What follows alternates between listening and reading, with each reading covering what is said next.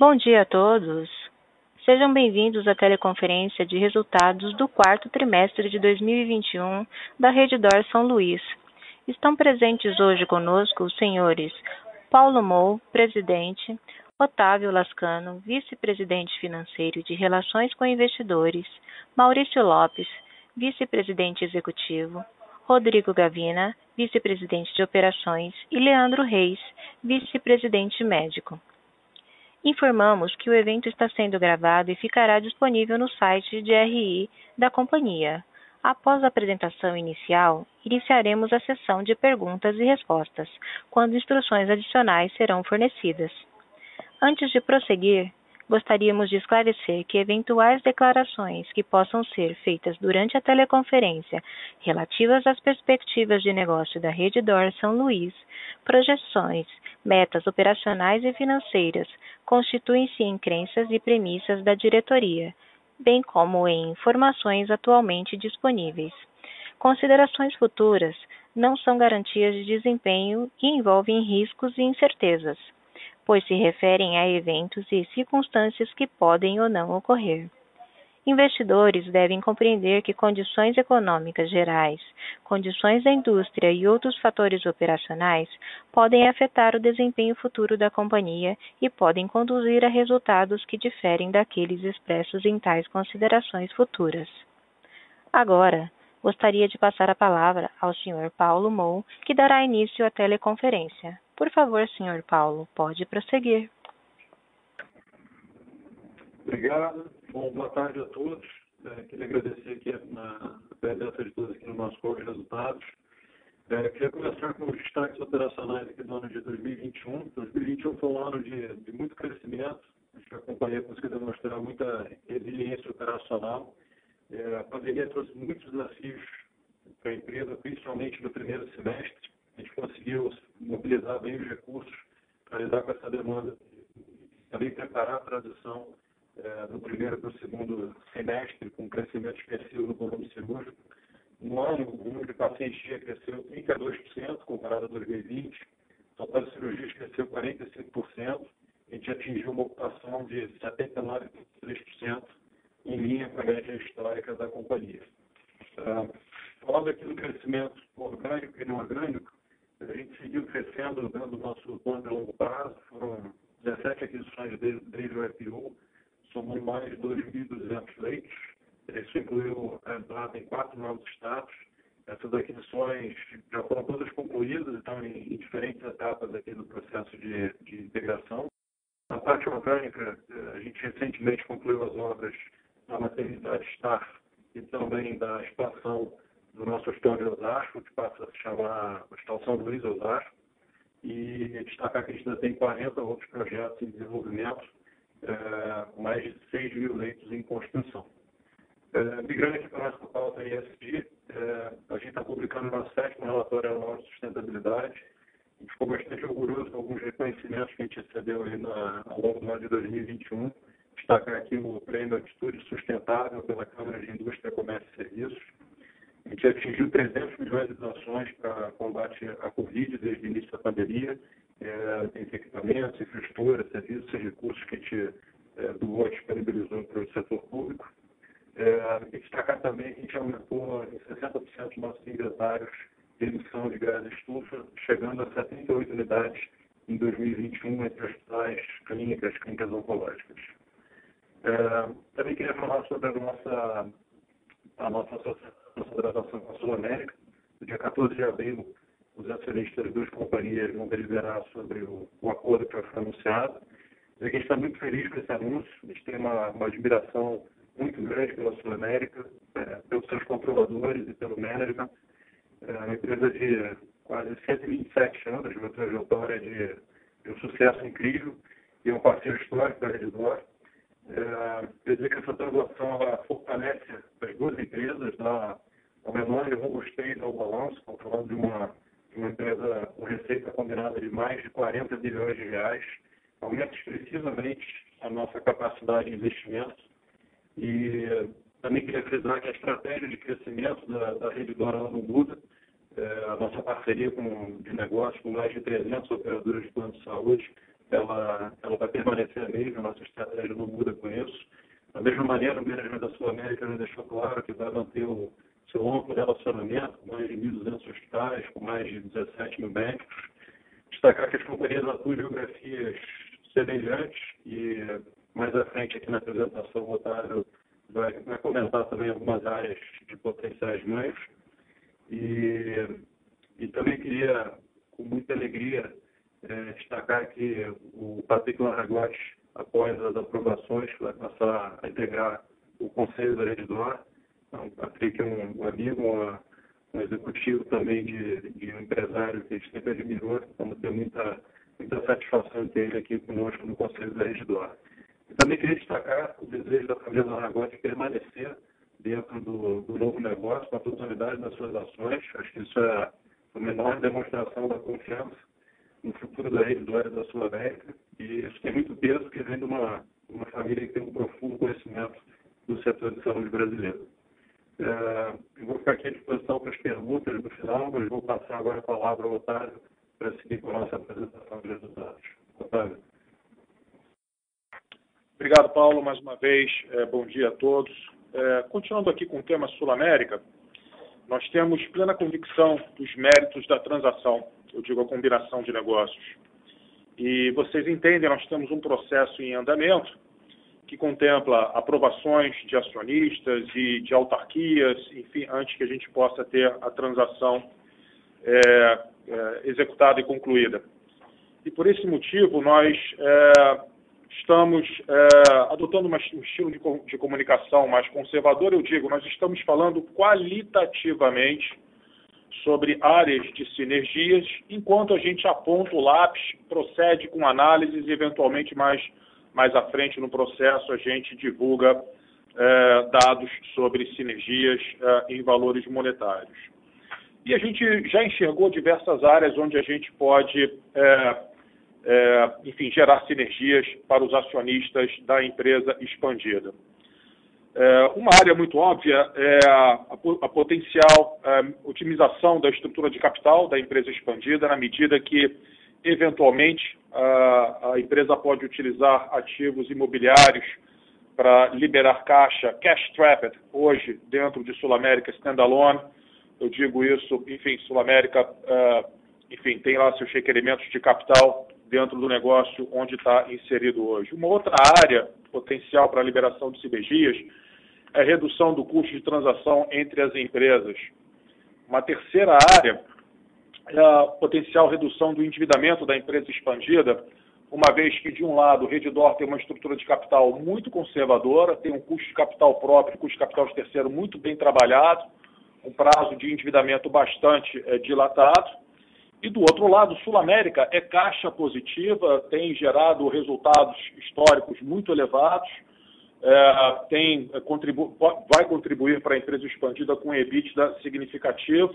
Isso provavelmente vai nos permitir reduzir alguns turns de net leverage, o endividamento da companhia combinada. Isso é musculatura financeira para capturar outras oportunidades de investimento, acelerar investimentos planejados ou distribuir mais cedo no tempo dividendos para os acionistas, obviamente sem nenhum impacto para a estrutura de capital, sem nenhum dano para a estrutura de capital da empresa expandida. Uma outra área, a área de suprimentos, vocês todos nos conhecem, isso é uma das grandes forças de Redditor, né, o seu poder de barganha, a sua relevância na compra de material hospitalar e medicamentos. Essa grande força de Redditor só vai ser reforçada com as atividades de procurement desenvolvidas pela Sul América Standalone.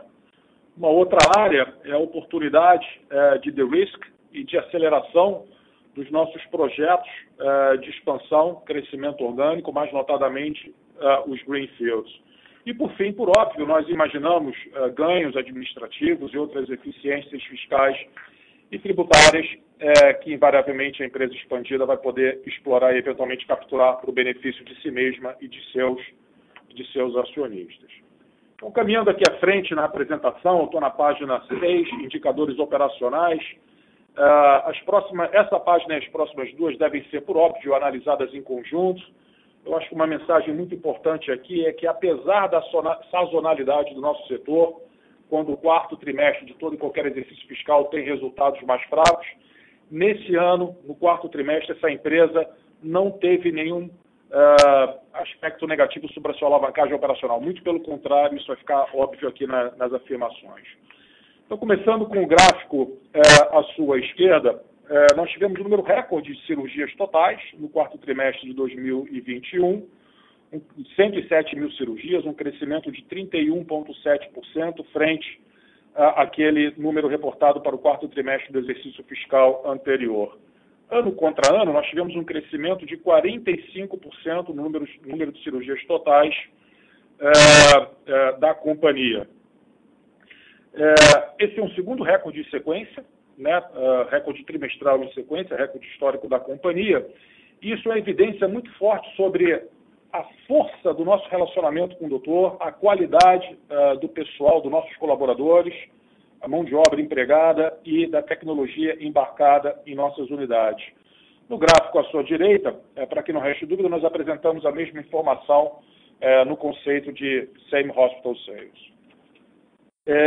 Na página seguinte, ainda em indicadores operacionais, e mais uma vez começando com o gráfico à sua esquerda, a empresa reportou uma taxa média de ocupação para um portfólio de quase 70 hospitais, de 76,5% no quarto trimestre, acima da média histórica para um quarto trimestre ao longo dos últimos 5 anos.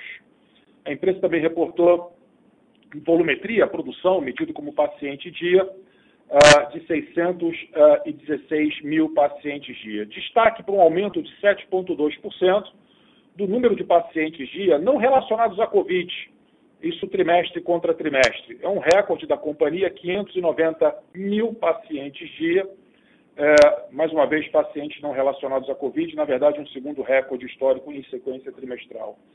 E no gráfico à sua direita nós apresentamos dados anualizados, uma taxa média de ocupação de 79,3% em 2021, e um crescimento de 32,4% no volume de paciente dia versus o exercício fiscal anterior.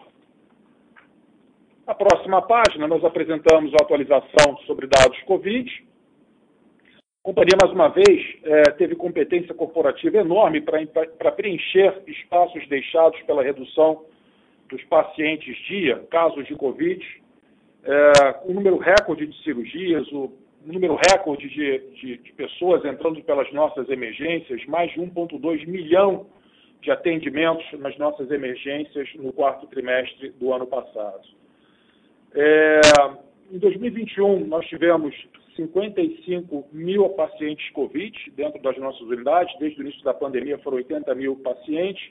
E nós tivemos um pequeno aumento no prazo de permanência, a taxa média de permanência das nossas unidades no ano passado, de 7,4 dias versus 6,4 dias no exercício fiscal anterior.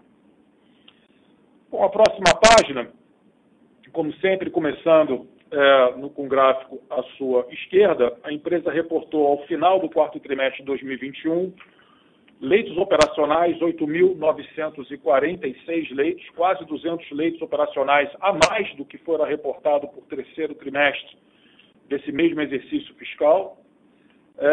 Chama atenção que esse aumento de leitos operacionais se deu na mesma base de leitos totais. Eu digo, tivemos sim um aumento de leitos totais no quarto trimestre, mas a conclusão da aquisição do Hospital Novo Atibaia, a entrega da nova Torre do Silo Brasileiro, assim como a entrega da nova Maternidade de São Luís, ocorreram na virada do ano. Como o Paulo afirmou anteriormente, consistente com a nossa estratégia de M&A, nós adicionamos mais de 2.200 leitos através de 17 aquisições ao portfólio desde o processo de abertura de capital da companhia em dezembro de 2020. Bom, na próxima página, já entrando em dados econômicos financeiros, como sempre, começando com o gráfico à sua esquerda, no quarto trimestre de 2021, a empresa reportou receita bruta consolidada de 5,7 bilhões de reais, um incremento de 22%, quando comparado com o mesmo período do exercício fiscal anterior. Excluindo o efeito dos M&As, é um crescimento de 14,2%. O ticket aumentou trimestre contra trimestre 1,7%, número de pacientes dia aumentou 20%. Caminhando ao centro da página, e falando sobre dados anuais, a receita bruta consolidada da empresa de 22,8 bilhões de reais foi 44,5% superior àquela reportada para o exercício fiscal de 2020, ex-M&A, um incremento de 35,3%. Da mesma maneira, o ticket médio em 2021 ele andou 9,1% e o volume aumentou 32,4%. Uma vez que o IPCA de 2020 acumulou 4,52%, o IPCA em 2021 acumulou 10,06%, a evolução do ticket médio no exercício fiscal de 2021 está absolutamente alinhada com a metodologia de precificação que a empresa vem apresentando para a comunidade financeira desde o seu IPO. Eu digo, os nossos contratos, eles não são negociados no final de um exercício fiscal qualquer, eles são negociados, os reajustes, são negociados ao longo de todo e qualquer exercício fiscal. Então, tem um efeito estatístico que se aplica aqui à metodologia e, por isso, a minha afirmação de que o aumento de ticket médio de 9,1% está absolutamente em linha com a metodologia comunicada pela empresa para a comunidade financeira desde o seu IPO. Chama atenção também para o fato de que quarto trimestre de 2021 versus quarto trimestre de 2019, o ticket médio avançou 11,7%. Eu digo, comparação com o quarto trimestre de 2019, nós conseguimos isolar substancialmente os efeitos da pandemia. Frente ao terceiro trimestre de 2021, nós temos, sim, uma queda de 1,9% no ticket médio, mas nós tivemos a manutenção do nível de complexidade dentro das nossas unidades, com fluxos operacionais muito fortes, como já evidenciado nas afirmações anteriores. O nível de complexidade, salvo pela queda do número de pacientes em UTI ventilados, mais uma vez se manteve absolutamente estável frente ao terceiro trimestre do mesmo exercício fiscal. Na próxima página, dados sobre a oncologia. A oncologia voou, né? E sem M&A, só crescimento orgânico. A receita bruta do quarto trimestre de 2021, de 486 milhões de reais, foi 31,4% acima da receita reportada para o mesmo período no exercício anterior. Caminhando ao centro da página e dados anuais, a receita de 1,8 bilhão de reais em 2021 foi 30,3% superior àquela verificada para o exercício de 2020. O ticket médio avançou 13,2% e os volumes aumentaram 15,1%, mais uma vez, crescimento orgânico sem aquisições na área de oncologia realizados no exercício de 2021 pela empresa. Na próxima página, apresentamos dados sobre custos e despesas, como sempre, começando pelo gráfico à sua esquerda. Custos ligeiramente superiores a 4 bilhões de reais reportados no quarto trimestre de 2021, 29,4% superiores àqueles reportados para o mesmo período do exercício anterior. Ano contra ano, custos de serviços prestados de 15,6 bilhões de reais, 35,9% superiores àqueles reportados para o exercício fiscal anterior. Por óbvio, impacto Covid, maior volume de pacientes dia, um aumento significativo do número de leitos operacionais e a própria expansão acelerada da oncologia, justificando esse aumento de custos. À sua direita, apresentamos dados sobre despesas gerais e administrativas e à primeira vista parece que nós temos um aumento de 88,2%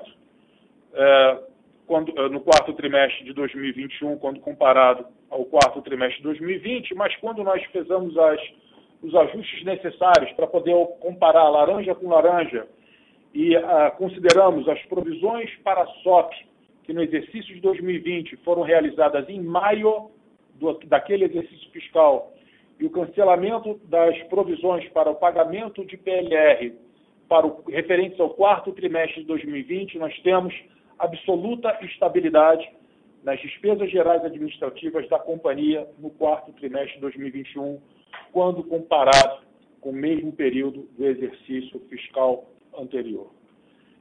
Ano contra ano, nós Da mesma maneira, à primeira vista, parece que nós temos um aumento de 27,5% das despesas gerais administrativas para 919 milhões de reais, mas quando nós promovemos os mesmos ajustes para permitir comparação de laranja com laranja, esse aumento é de apenas 15%, apesar de todo o crescimento apresentado pela companhia.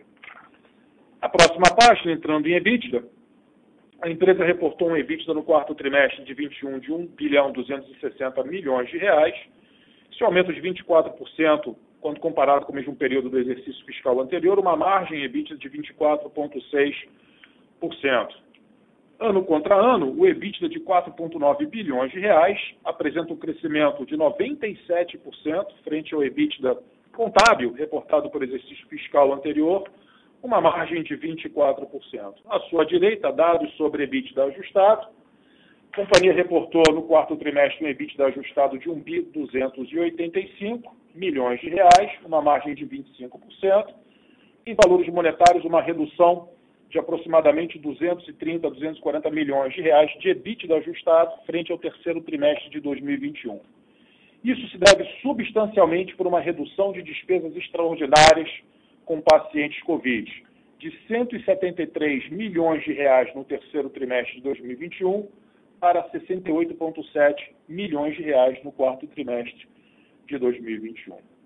Na sua extrema direita, dados anuais, o EBITDA ajustado de 5,7 bilhões de reais é um recorde histórico para a companhia, uma margem de 27,9%, um crescimento de 79,2% frente ao EBITDA ajustado reportado para o exercício fiscal de 2020.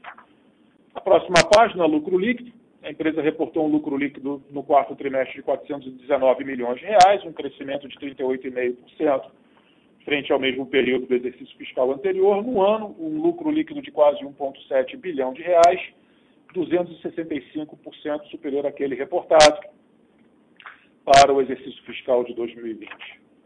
Na próxima página, apresentamos à sua esquerda a reconciliação do fluxo de caixa gerencial da companhia.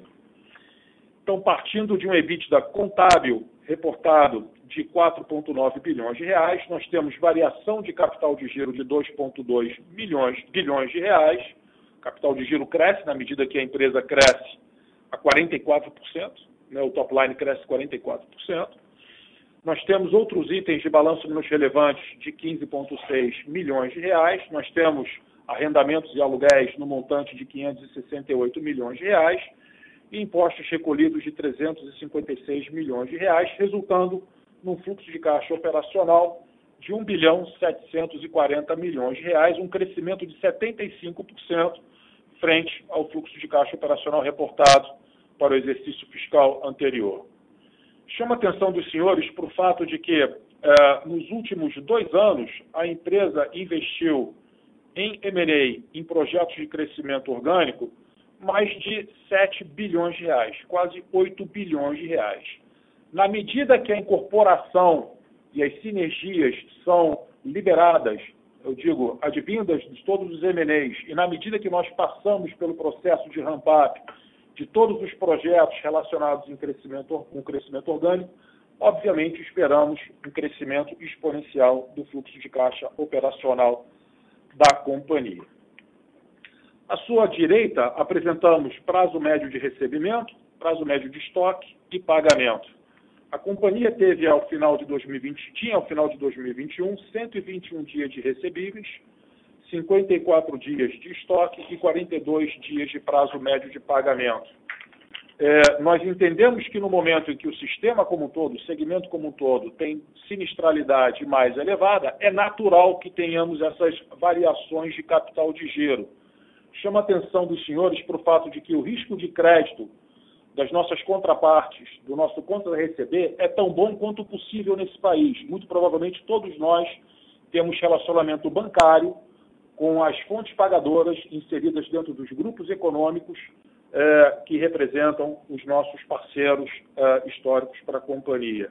Isso aqui, na verdade, é uma oportunidade, uma grande oportunidade na medida que Covid fades away, da empresa trazer 20 dias de capital de giro de volta para dentro do seu negócio.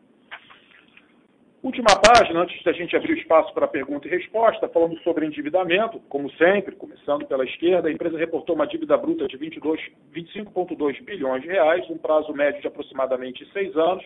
Vocês já sabem, nós não temos tolerância para variação cambial, sempre que contratamos alguma linha de crédito denominada em uma moeda estrangeira, nós imediatamente swapamos de volta para reais, porta a porta, eu digo pagamento de juros e principal. Da mesma maneira, a empresa reportou uma posição de caixa de 12 bilhões e meio de reais. Isso resulta numa dívida líquida de 12,7 bilhões de reais, um net leverage ratio de 2,6 vezes. Ao centro, algumas informações adicionais sobre o endividamento da companhia. Nós continuamos a alongar os nossos horizontes sempre que nos deparamos com alguma oportunidade. No último ano, nós alongamos o prazo médio da companhia e reduzimos substancialmente o capital de terceiro do negócio. Abaixo no centro, vocês verificam que a empresa contratou proteção parcial para esse ambiente de taxa de juros mais elevadas no país. Eu digo, nós temos mais de 30% da nossa dívida líquida swapada para taxas pré-fixadas. São linhas de crédito que vencem entre 2026 e 2029, swapadas por um all-in cost de 6,5% a 7,75% em reais. Por fim, à sua direita, o cronograma de vencimento de dívida da companhia. Bom, eu encerro por aqui a apresentação e, obviamente, será nosso prazer receber as suas perguntas. Muito obrigado a todos. Obrigada. Iniciaremos agora a sessão de perguntas e respostas. Para realizar uma pergunta, por favor, digitar *1. Peço que aguardem enquanto coletamos as perguntas.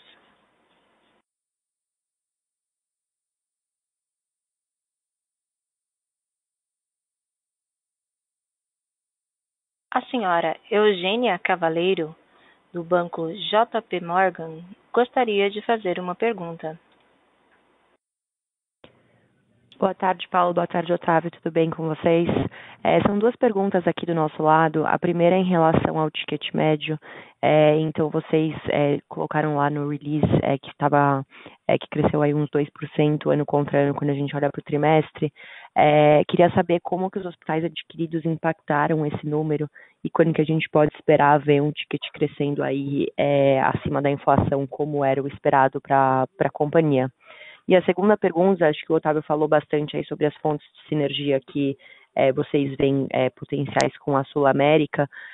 Queria saber se vocês têm uma estimativa de quanto isso poderia totalizar aí para a empresa e qual que poderia ser o impacto aí no negócio hospitalar ao vocês integrarem esse ativo novo. Obrigada. Obrigado pelas perguntas, Eugênia. Olha, sobre ticket médio, a metodologia que nós comunicamos para o mercado, por ocasião do nosso IPO, depois nas nossas interações individuais ou com grupos de investidores, depois no nosso follow-on, ela permanece válida. O ticket médio tende a crescer IPCA mais um ponto percentual de spread e a empresa captura para si entre 4 e 5 pontos percentuais adicionais, na medida que nós prestamos outros serviços, mais notadamente diagnóstico e avançamos com oncologia ambulatorial e capturamos para o nosso negócio um volume crescente de casos de maior complexidade. Isso se aplica para o portfólio de hospitais como um todo. Tá? Então, essa é a nossa regra de bolso para analistas e investidores ou potenciais investidores de Redditor modelarem corretamente a companhia ao longo do tempo. Lembrando que isso é uma decisão consciente da companhia de dar sustentabilidade financeira para o sistema como um todo e ser líderes de um mercado maior do que seria possível de outra maneira. Tá? E essa metodologia de precificação, ela nos gera resultado financeiro muito robusto, né, evidenciado pelas nossas todas as demonstrações de resultado publicadas ao longo do tempo, e, mais uma vez, dá sustentabilidade, empresta sustentabilidade para o sistema crescer. Sobre sinergias, Eugênia, mais uma vez, a gente tem um processo em andamento, tem aprovações de acionistas à frente, temos assembleias já convocadas, tem interações com autarquias, autoridades, enfim, para buscar e obter as aprovações e poder concluir a transação. E nesse momento a gente está falando qualitativamente com o mercado sobre as áreas onde nós enxergamos potenciais sinergias. Enquanto isso, a gente está apontando lápis, está criando grupos internos de análise de potenciais sinergias, e a gente não quer criar nenhuma frustração ou subestimar sinergias, queimando a largada e comunicando algo para o mercado como um todo antes do tempo. Se eu puder adicionar aqui, Eugênio, sobre o Paulo falando sobre o ticket, fica muito difícil a gente fazer uma comparação de evolução de tickets no período de pandemia. O perfil desses pacientes variou muito. Então, se você pegar o que aconteceu por exemplo, no primeiro trimestre, no segundo trimestre de 2021, a gente tinha uma utilização e uma disponibilização de leitos de UTI desproporcional em relação ao nosso histórico. Então, eu sugeriria para você ter uma normalização dessa análise, por exemplo, na hora de olhar o quarto trimestre de 2021, e a gente olhar a variação em relação ao quarto trimestre de 2019. E aí isso converge para os números que eu estava comentando, a gente tem algo perto de 12% de variação de tickets, que a gente começa a olhar bases mais comparáveis com perfis de pacientes, de utilização de terapia intensiva e de número de cirurgias em relação ao total mais normalizado. Perfeito, Paulo, Otávio, muito obrigada.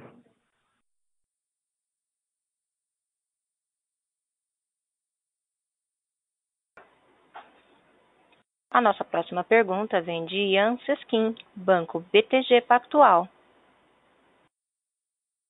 Boa tarde, Paulo. Boa tarde, Otávio. São duas perguntas aqui do meu lado.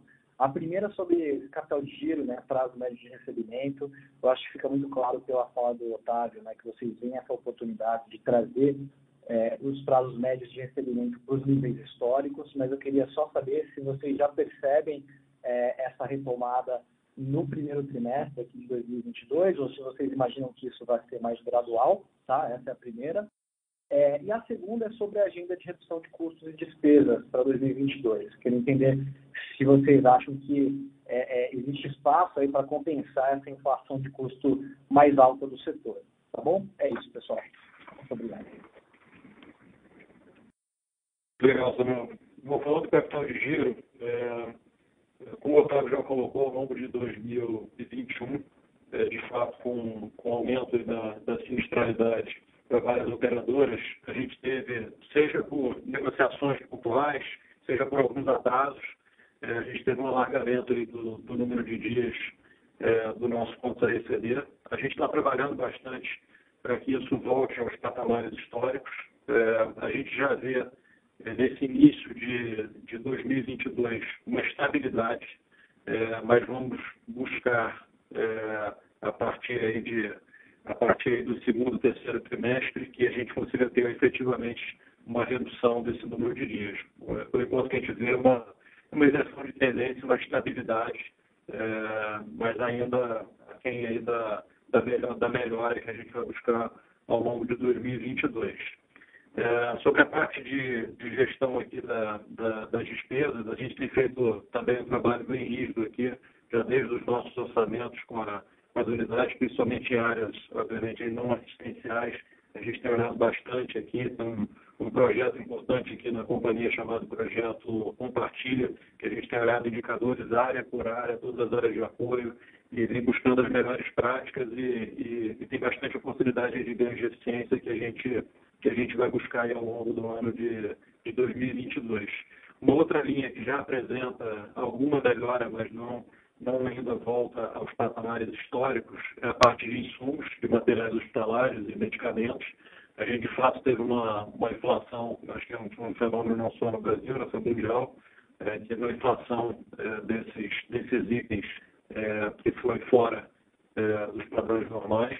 E a gente teve aqui uma série de iniciativas de olhar para a padronização, de fazer renegociações, de concentração de volume em alguns fornecedores com condições melhores. A gente está trabalhando bastante duro para trazer esse gasto de insumos em relação à receita, é a forma que a gente gosta de olhar, para os patamares históricos. A gente já começa a ver uma série de negociações que a gente conseguiu implementar a partir do final do ano passado, elas já começam a bater agora nos nossos números, né? A gente vai consumindo um estoque mais caro e já comprando a valores mais baixos, e a gente espera que a gente tenha boas notícias aí ao longo do ano de 2022. Foi essa meta que a gente se colocou, a gente retornar aos patamares históricos de gasto em insumo em relação à receita. Estamos com boa perspectiva de que a gente vai chegar lá. Claro, muito obrigado, pessoal. Nossa próxima pergunta, ela vem de Fred Mendes, do Bank of America. Boa tarde a todos, obrigado pelo call. Tem duas perguntas aqui também. Acho que a primeira, em relação à Sula, vocês já mencionaram da parte quant, acho que faz todo sentido não dar informação agora, tanta informação, né, mais um detalhe, mas é muito mais na parte de integração, entender como é que vocês veem a estratégia com esse ativo, se vocês eventualmente podem fazer algum move um pouco mais agressivo na parte de operação, ou vai ser algo muito sutil aí, aprendendo e mais aí focado, eventualmente, mudanças mais para o médio e longo prazo, seria a primeira, muito mais na parte de integração. E a segunda, quando eu olho para o M&As 22, só que vocês já anunciaram aí, está entrando mais ou menos 500 leitos por ano, né? Já um terço aqui do que a gente tem para 22, mas nos últimos meses não tiveram tantos anúncios assim, né? Eu queria entender se o fato do deal com Sul América, que imagino que tenha sido super complexo, impactou um pouco a evolução desses deals, ou se são coisas separadas e não necessariamente teve um impacto. Obrigado, pessoal. Legal, Fred. Bom, começando aqui na questão da estratégia com a Sul América, como a gente colocou, a gente não muda o modelo de negócio das companhias, né? A Redditor continua tendo a grande maioria da sua receita vinda de outras operadoras, 300 operadoras que a gente trabalha, não muda a nossa estratégia de expansão. E no caso da Sul América, obviamente que a gente vê muita oportunidade de crescimento para a empresa. A gente acha que pela força da marca tem um potencial muito grande de expansão, tanto orgânico como inorgânico, mas não há uma mudança no modelo de negócio. A gente vai buscar, óbvio, áreas de colaboração, a gente fala de coordenação de cuidado, a gente fala de continuar evoluindo modelos de pagamento. É claro que a gente vai querer olhar isso e buscar que Sul América e Redditor consigam trazer mais sustentabilidade para o setor e levar isso para os outros parceiros. Quer dizer, a partir do momento que a gente evolui em alguma prática de coordenação de cuidado, evolui em alguma prática de modelos de pagamento que é benéfica para o setor, que traz sustentabilidade, vai ser tarefa da Redditor, vai ser uma obrigação interesse da Redditor levar esse tipo de prática para todas as outras operadoras. Então, a gente vê isso realmente como uma associação que vai, a longo prazo, poder trazer muitos benefícios para a nossa empresa, mas também olhando para a sustentabilidade e para a evolução do relacionamento das empresas com seus outros stakeholders. Essa é a maneira que a gente encara essa associação tão estratégica. A outra parte da pergunta, você pode repetir, Fred? Claro, Paulo, obrigado. A outra parte mais em relação ao M&A, enfim, o que eu tenho aqui para o ano, só que vocês já anunciaram, então, entrando a uns 500 leitos 22, já dá um terço do que a gente tem para o ano, então está assim, já está bem forte, mas nos últimos meses não teve algum forte anúncio. Eu queria entender se essa operação com Sul América eventualmente teve algum impacto nessa parte de M&A para hospitais. Obrigado. Legal, não tem nenhum impacto, né? Não muda a nossa estratégia de M&A, não muda a nossa estratégia de crescimento orgânico. M&A, como você sabe, a gente tem um pipeline, mas assim, a capacidade de execução e os momentos dos anúncios depende da dinâmica dessas negociações. Então, a gente até toma bastante cuidado quando a gente fala aqui, a gente olha o nosso histórico, a gente tem momentos aqui no mesmo trimestre com nenhum anúncio. Acho que faz parte da dinâmica aqui dos M&As e do amadurecimento de negociações que a gente tem dentro do pipeline, mas respondendo diretamente a tua pergunta, não há nenhuma influência do anúncio de Sul América dentro da nossa estratégia de aquisições aqui em Redditor. Perfeito, Paulo, super claro, obrigado.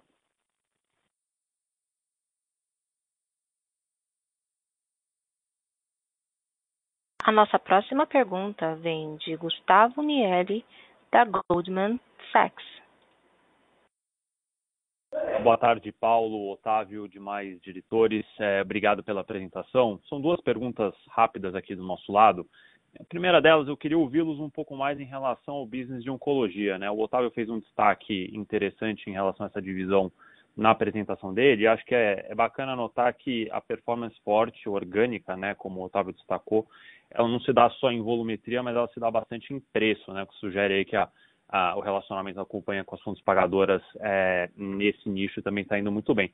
Queria entender de vocês como que vocês acham que a solução de oncologia que a companhia está oferecendo se diferencia dos outros players na ótica da fonte pagadora, pessoal.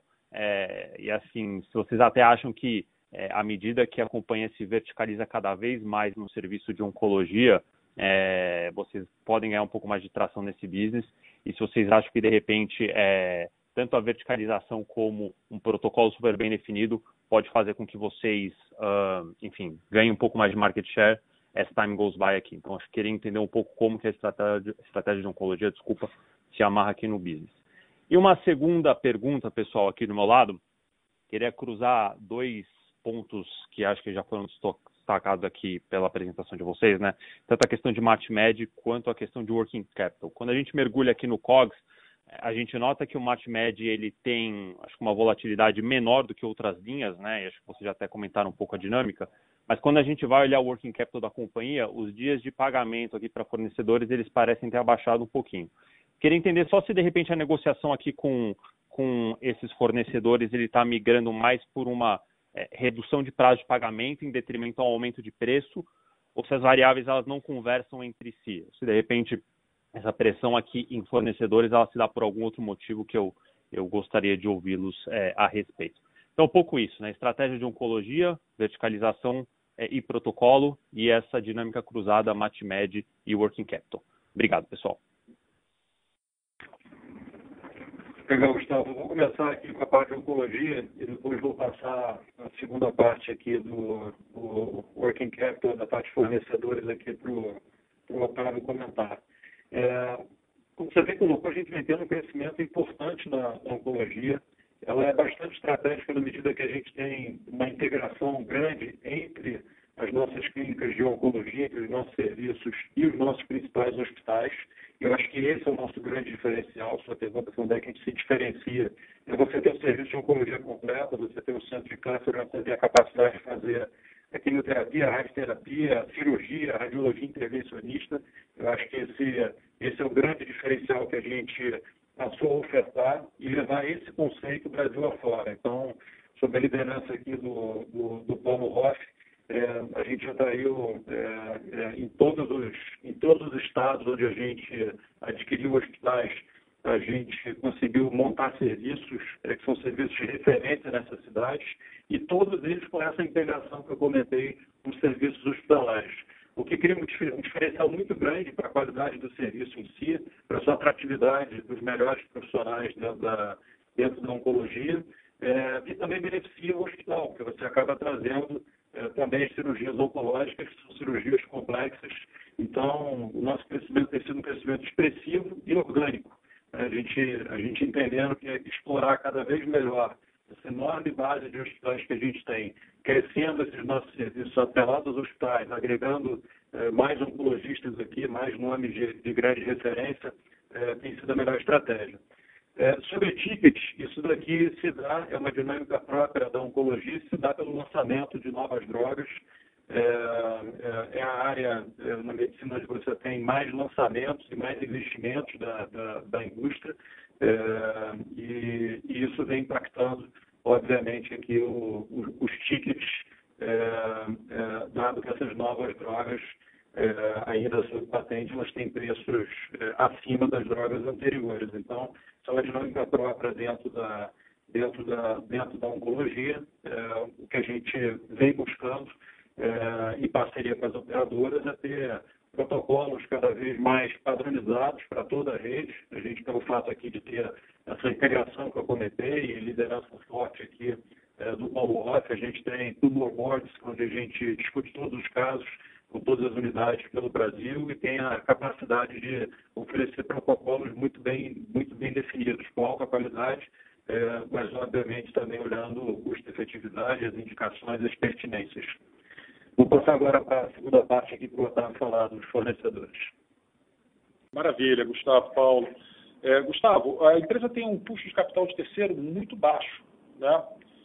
Historicamente muito baixo e certamente mais baixo do que a grande maioria, se não a totalidade dos nossos fornecedores. De modo que a gente tem um prazo de pagamento mais curto por conveniência nossa e, obviamente, nós usamos todas as alavancas comerciais para ter a redução de preço por item, preço por produto, né, fornecido para a companhia. Chama a sua atenção que, por exemplo, neste momento, a empresa tem um prazo médio de endividamento de 6 anos a um custo de CDI mais 70 bips. O meu caixa hoje, 12 bilhões e meio de reais de caixa, está investido em LFs dos 3, 4 maiores bancos do país a 104, 105 do CDI. Então, eu sequer tenho negative carry em cima do caixa que eu carrego dentro da companhia.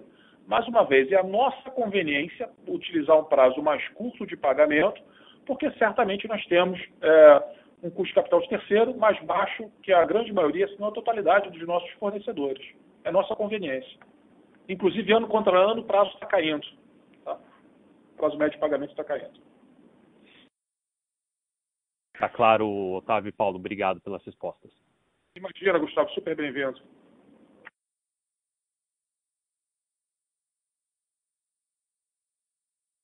A nossa próxima pergunta, ela vem de Vinícius Figueiredo, do Itaú BBA. Boa tarde, pessoal. Obrigado por pegar a minha pergunta. Pegando um gancho aqui com uma pergunta de um dos colegas aí no começo do call, em relação aos tickets das empresas adquiridas, também queria explorar esse ponto. Como que a gente deve imaginar a estratégia de levar uma maior complexidade, ajustar a tabela nos hospitais? Como isso tem sido feito nos hospitais que vocês adquiriram mais recentemente? Um outro ponto que eu queria tocar também é em relação à normalização. Quando a gente olha aqui, taxa de ocupação, visita em pronto-socorro, 2022, vocês acham que já faz sentido trabalhar com um número mais parecido com o que a gente observou na pandemia? Pré-pandemia, desculpa. E aí, a terceira pergunta, se eu puder, pessoal, também, na parte de custos, um negócio mais específico. Eu queria entender melhor a dinâmica aqui de serviços de terceiros, que a gente acabou vendo esse número, ele entrou um patamar um pouquinho maior, né, desde o resultado do terceiro trimestre. Eu queria só tentar entender assim, como que é o patamar que isso deve se comportar olhando para frente, só para ajudar a gente a modelar aqui. Obrigado. Bom, vou começar aqui com a parte das aquisições, Vinícius. Obviamente, essas integrações elas são paulatinas e depende muito do perfil do hospital. Né? Tem alguns hospitais onde a gente tem que fazer grandes investimentos na infraestrutura, enquanto outros já têm infraestruturas boas, modernas. Realmente a gente, obviamente, agrega investimento em tecnologia médica, agrega nossos processos, mas é um caso a caso. De uma maneira geral, a gente aumenta o nível de investimento na qualidade da assistência. Todos os hospitais que a gente adquire, a gente passa a medir o NPS médio logo na entrada e os indicadores técnicos, a gente busca a evolução desses indicadores, incluindo o NPS de médicos. Então, conforme a gente melhora a qualidade desses serviços assistenciais, ao mesmo tempo que a gente está olhando todas as oportunidades de redução de custo administrativo, né, onde a gente tem uma redução expressiva de SG&A, integração com o nosso centro de serviço compartilhado, muitas vezes passa por também implementação de novos sistemas, de novos softwares de operação hospitalar, os HIS. Então, o conjunto dessas ações, a gente consegue que, em 1, 2 anos, a gente consegue trazer na nossa história aqui os múltiplos pagos para alguma coisa na casa de 6 a 7 vezes EBITDA. E é isso que a gente continua buscando nessas aquisições que ainda estão sob integração. Alguns hospitais já são hospitais mais maduros, que eventualmente já operavam com uma margem um pouco melhor. A gente também, obviamente, tem as oportunidades de melhorar essa margem com todos esses meios de eficiência. Na medida que você melhora NPS para médico, NPS para cliente, você também traz volumes adicionais, O objetivo não é fazer renegociações de tabela, como você colocou, via de regra a gente segue as tabelas e as negociações que esses hospitais já possuem. Isso pode ter alguma exceção, mas via de regra eles estão estabelecidos, eles estão inseridos dentro de uma realidade e essa uma realidade regional, e a gente segue esse perfil. É claro que conforme você atrai mais volume, você investe mais tecnologia, você consegue trazer os médicos que fazem cirurgias mais complexas, você consegue crescer o ticket. Isso é parte da nossa estratégia, mas isso não se dá por renegociação de tabela, mas sim você oferecer uma estrutura que passa a ser capaz de fazer procedimentos de maior complexidade. Da parte de perfil de pacientes que você perguntou, a resposta é sim. A gente já começa a ver o perfil seja de volume de emergência, perfil de volume de terapia intensiva, cirurgias, mais parecido com o que a gente tinha pré-pandemia. Então, como eu tinha até comentado numa pergunta aqui anterior, a melhor comparação, a gente vai começar a olhar e comparar os hospitais com 2019, com os períodos anteriores aí a essas mudanças de mix que foram muito grandes durante a pandemia. Essa é a nossa expectativa. Não há nada que indique aí uma nova onda, uma mudança de perfil dentro dos nossos hospitais. Acho que mesmo agora no início do ano, quando a gente teve um maior número de casos aí com a Omicron, a gente não teve um reflexo muito grande no número de internações, foi uma pequena variação, e de lá para cá a gente só teve redução, então um número, talvez o número mínimo de pacientes Covid internados. Eu vou passar a parte de serviços terceiros aí para o Otávio complementar. Paulo, se eu puder complementar a sua última resposta, quando a gente olha para cirurgias de grande porte, de 11 a 14, dentro do total de cirurgias, o percentual já é um nível pré-pandemia, muito parecido com pré-pandemia. Da mesma maneira, quando a gente olha paciente Covid dentro das UTIs, paciente ventilado dentro das UTIs, com o percentual de todos os pacientes dentro da UTI, também já temos níveis e indicadores operacionais muito próximos aos níveis pré-pandemia, só dando um pouquinho mais de granularidade, suportando a sua resposta, Paulo. Bom, sobre serviços de terceiros, quando a gente fala de serviços de terceiros, a gente está falando muito sobre o honorário médico, né? E o honorário médico está diretamente relacionado com complexidade e com volumetria. Na medida que a gente tem um volume gigantesco de cirurgias e a manutenção de um nível de complexidade muito elevado dentro das nossas instalações, eu estou fazendo referência ao terceiro trimestre e também ao quarto trimestre, por mais contraintuitivo que possa ser pela sazonalidade, é de se esperar que, pontualmente, essa linha da nossa estrutura de custos ela ande um pouco mais rápido e apresente menores oportunidades para diluição de custos quando medido frente à receita. Não, perfeito. Ficou super claro. Muito obrigado pelas respostas, Paulo, Otávio.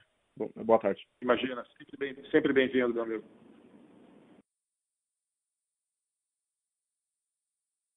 A nossa próxima pergunta vem de Vinícius Ribeiro, do UBS. Pessoal, bom dia, boa tarde, obrigado pelas perguntas. Aproveitar e fazer um follow-up na pergunta aí do meu xará, mas pensando um pouco na dinâmica de margem bruta, né? Os comentários iniciais do Otávio foi que a relação do número de cirurgias que continuaram muito alta e vocês não teriam observado uma alavancagem operacional muito alta. E depois vocês comentam que a margem bruta tem a ver com a redução de margem bruta, né, tem a ver com o Covid, o volume de pacientes que aumentou, o aumento de leitos e também de oncologia. Se puderem dar para a gente uma ideia um pouco mais detalhada sobre quais dessas variáveis são as mais relevantes e de modo que a gente consiga esperar, entender qual que é o nível normalizado para 2022. E a segunda pergunta, voltando um pouco para a questão de Sul-América, né, acho que é uma pergunta relativamente, duas perguntas aqui relativamente simples. Primeiro é assim, se puderem abrir para a gente o que motivou esse movimento nesse momento específico, né? Se teve alguma coisa que vocês viram de oportunidade ou se era algo que já fazia parte da estratégia. E a segunda coisa é o que acontece com o stake em Qualicorp, né? Se o racional estratégico de ter esse stake se mantém ou se eventualmente vocês vão reavaliar. Obrigado. Bom, vamos lá. Então, eu vou pegar a primeira pergunta sobre margem bruta e vou deixar a pergunta sobre Sula para o Paulo. Enfim. Margem bruta, a gente enxerga boas oportunidades para melhorar os resultados da companhia ao longo do exercício de 2022. A gente fez alguns comentários sobre a linha de custos, material hospitalar e medicamento.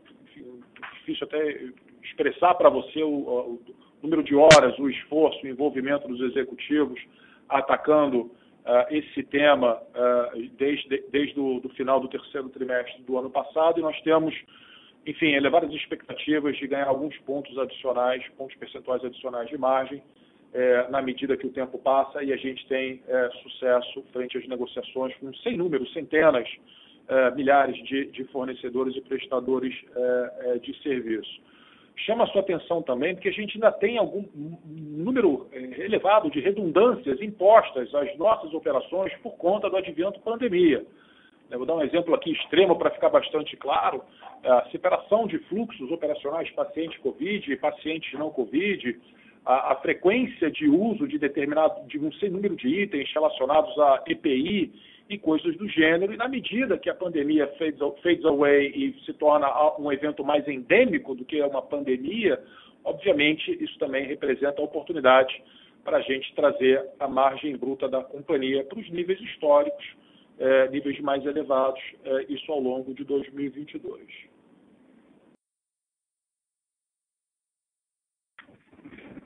Bom, deixa eu pegar aqui a segunda parte sobre Sul-América.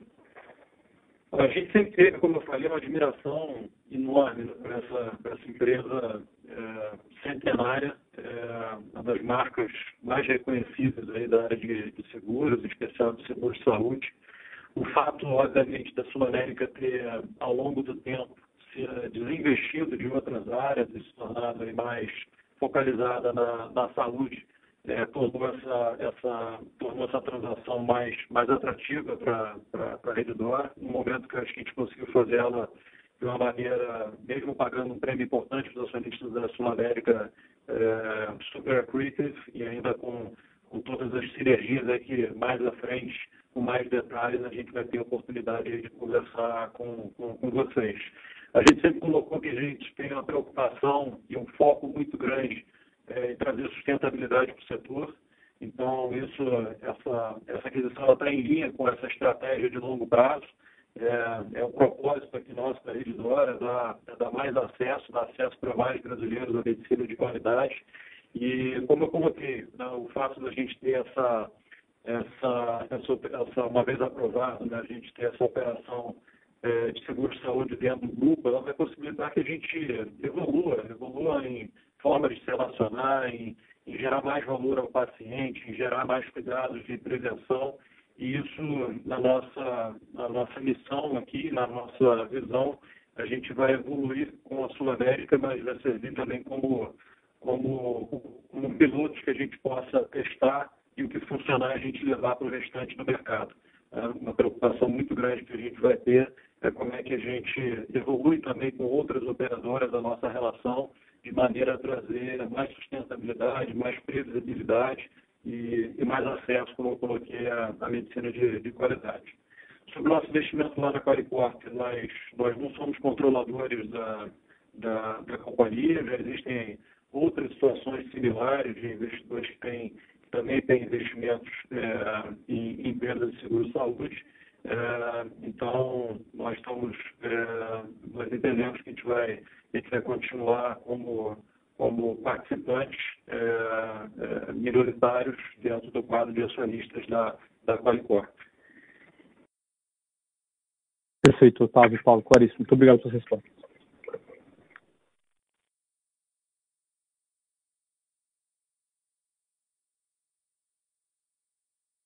A nossa próxima pergunta vem de Maurício Cepeda, da Credit Suisse. Oi, pessoal, bom dia. Obrigado, Paulo, Otávio, pelo espaço. Eu tenho algumas perguntas aqui. Eu vou voltar no tema dos recebíveis, mas perguntar de outra ótica, né? O Otávio citou que parte do aumento do recebível foi para lidar com o aumento de sinistralidade no sistema, do que eu concluo que pode ter havido algum trade-off em tickets, né, em negociação das tabelas. Queria saber se isso é verdade, se teria o risco oposto, que à medida que você tira o prazo de pagamento, as operadoras também possam tentar forçar tickets para baixo. A segunda pergunta vou pegar também uma carona no que o pessoal perguntou, né? Acho que o Otávio também falou que tem uma oportunidade, a oportunidade de diluição de honorário médico, ela é baixa, né? Mas aí eu queria testar um ponto, né? Assim, a impressão que a gente tem é que a maior complexidade dos procedimentos não só aumentaria o ticket do procedimento, mas poderia também aumentar a margem do procedimento. Então, eu queria saber se essa afirmação ela é verdadeira e se essa margem ela ocorre em maior nível, né? Onde que você consegue abrir o spread, né? Se é em cima do honorário médico ou se é sobre os outros itens da conta. E uma última pergunta aqui é a questão de pacientes dia, né? Como que vocês estão fazendo a estatística de pacientes dia no caso de um hospital dia, né, onde ele não fica internado? E mais estrategicamente, como vocês pretendem encarar essas oportunidades mais de deshospitalização de procedimentos menos complexos? Muito obrigado.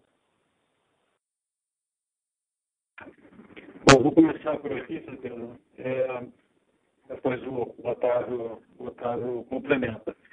Não tem nenhuma correlação, não tem nenhuma negociação que envolveu o alongamento de prazo, o atraso de pagamento, alguns casos pelas complexidades de conta Covid, auditorias mais longas, mais complexas, tudo isso, algumas contas devolvidas, algumas discussões, tudo isso fez o nosso prazo alongar, como a gente já comentou, e a gente espera, ao longo de 2022, buscar essa normalização, mas não existiu nenhum trade-off, não existiu nenhuma negociação que envolveu tabelas, que envolveu discussões comerciais junto com a discussão de recebíveis.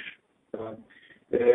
Sobre o ponto que você colocou de honorários médicos, se eu não responder a tua pergunta, depois você detalha mais, mas dentro do honorário médico você tem uma parcela fixa e você tem uma parcela variável. Então, quando você está falando de, por exemplo, repasses de honorários de cirurgia, isso é variável. Você vai fazer mais cirurgias, você vai aumentar o seu pass-through, os FIIs de cobrança para as operadoras que a gente repassa para cirurgiões. Em alguns casos as cobranças são feitas diretamente, mas em muitos casos onde o cirurgião não tem credenciamento, cirurgias que entraram pela urgência, a gente cobra e a gente faz o repasse. Isso daqui é variável. Agora você tem um pedaço dos honorários médicos, uma parcela fixa, né? São suas equipes de emergência, suas equipes de terapia intensiva, e a gente teve alguns gastos aqui, principalmente nos momentos de Covid, principalmente relativos às nossas emergências, que a gente teve que duplicar estruturas e a gente acabou tendo uma perda de eficiência ao você ter que ter fluxos completamente separados, com equipes separadas, e a gente está voltando à nossa realidade anterior aqui à pandemia, espero que continue dessa maneira. Sobre o paciente dia, quando o paciente tem alta no mesmo dia, ele conta como uma diária. A gente tem uma série de hospitais que tem estruturas dedicadas a esse tipo de paciente. É uma demanda dos cirurgiões que você tenha uma troca mais ágil, mais rápida de sala em cirurgias menos complexas. Então, vários dos nossos hospitais oferecem esse tipo de estrutura e ele é contabilizado como os nossos números como um dia, como uma diária. Vou passar aqui para que o Otávio aqui complemente se tiver algum esclarecimento. Não, Paulo, eu acho que você respondeu de maneira 115% transparente e completa. Perfeito. Com o aumento agora da complexidade, então, em tese, poderia ter uma margem maior, não só um ticket maior, mas uma margem maior, mesmo com a componente variável de honorários. A componente variável, você tende a acompanhar a receita, e a parte fixa você tem, obviamente, uma alavancagem operacional. Claríssimo. Muito obrigado, Paulo. Obrigado, Otávio.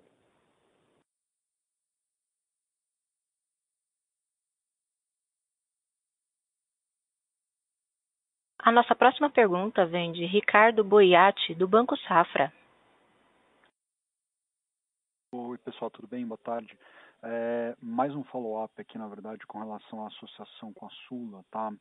Se eu vou quebrar aqui em 3 perguntas, tá? A primeira bem direta, assim, se vocês têm alguma previsibilidade com relação às aprovações aí regulatórias, né?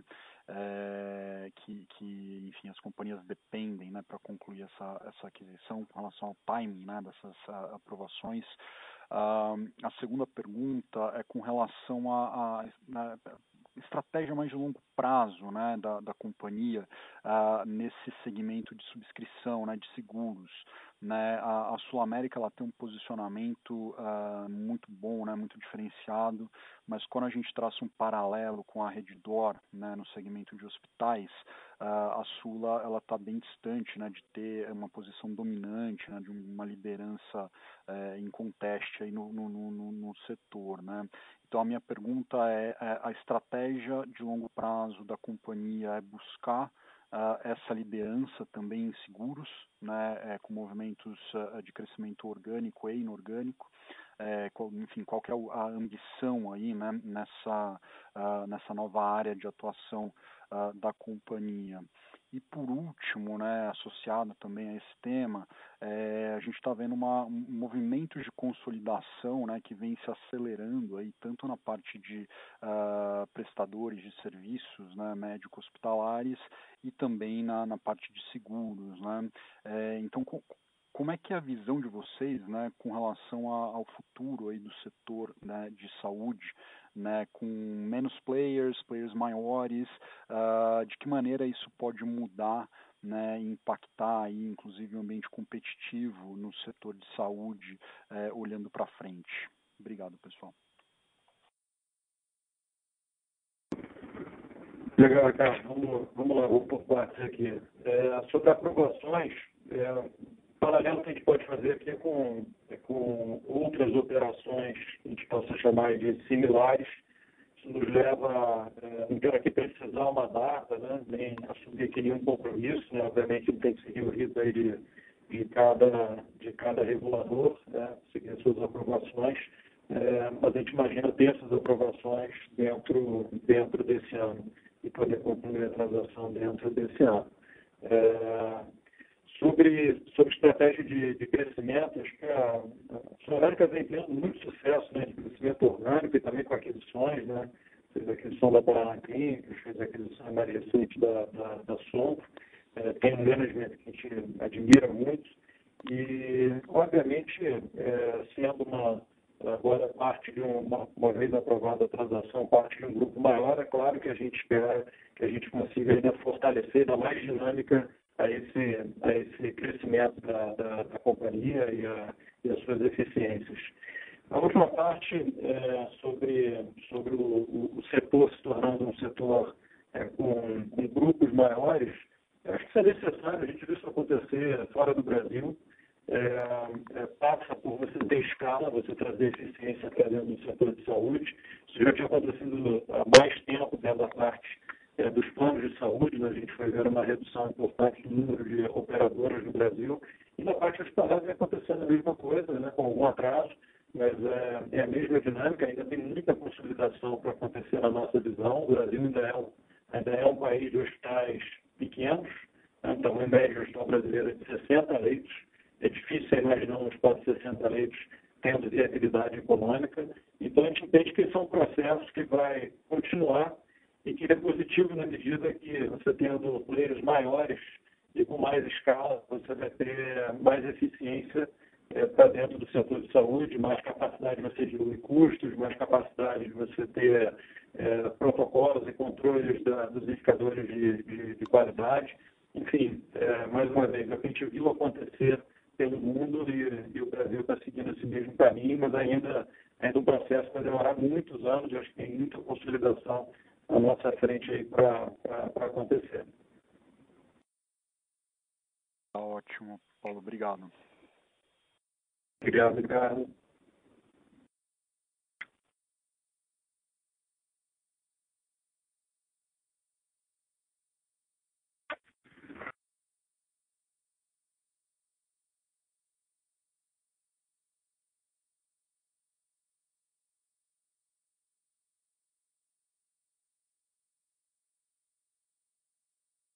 Não havendo mais perguntas, encerramos neste momento a sessão de perguntas e respostas. Gostaria de retornar a palavra ao Sr. Paulo Moll para suas considerações finais.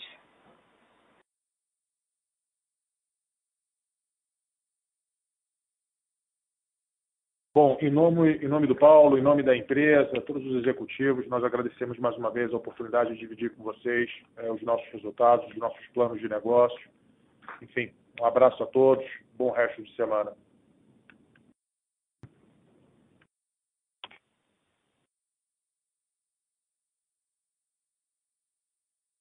A teleconferência da Redditor São Luís está encerrada. Agradecemos a participação e desejamos a todos um ótimo dia.